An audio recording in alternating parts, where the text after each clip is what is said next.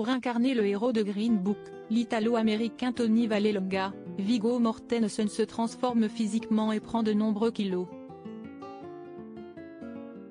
Avant de pouvoir suivre un régime alimentaire très calorique, l'acteur partage un dîner avec la famille de son personnage à l'issue duquel il se retrouve étendu pendant 1 heure, en gémissant. En 2018, après de nombreuses collaborations avec son frère, le cinéaste Peter Farrelly signe Green Book, sur les routes du Sud, son premier long métrage en solitaire. Le biopic raconte l'histoire de Tony Vallelonga, italo-américain rustrique, engagé comme chauffeur par le pianiste d'origine jamaïcaine Don Shirley, le conduit en tournée sur les routes du sud de l'Amérique ségrégationniste du début des années 1960. Pour se glisser dans la peau de Tony Lachach, mafieux à la carrure imposante et adepte de concours de nourriture, Viggo Mortensen se transforme physiquement.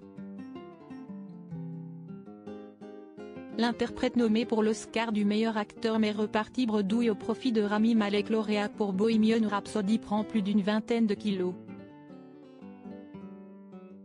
L'acteur entame un régime alimentaire essentiellement composé de plats particulièrement caloriques et de cuisine italienne, comme des pâtes et de la pizza à outrance. Il fallait prendre du gras pour incarner un vrai costaud. Il fallait marcher et se tenir d'une certaine façon, et ça, je ne pouvais pas me contenter de le jouer. Il y avait beaucoup de scènes où je devais ingérer des quantités inouïes de nourriture. Comme j'avais déjà pris une trentaine de kilos, j'avais l'estomac distendu, et ça passait. Je partais le matin sans prendre de petit déjeuner, et ensuite, je n'avais plus qu'à manger. Et fumer en mangeant, confie-t-il à Ouest France en 2019.